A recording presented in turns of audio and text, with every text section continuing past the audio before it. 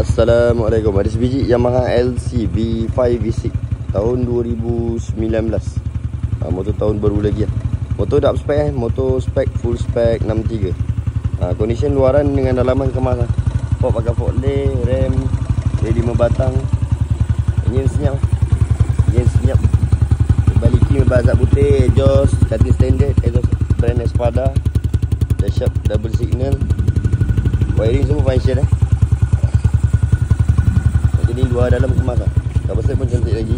Switch kiri kanan semua function. Tanda tangan pun hidup. Mileage 65,000. Cover set baru lagi ni, lampu zipat dengan bunyi enjin.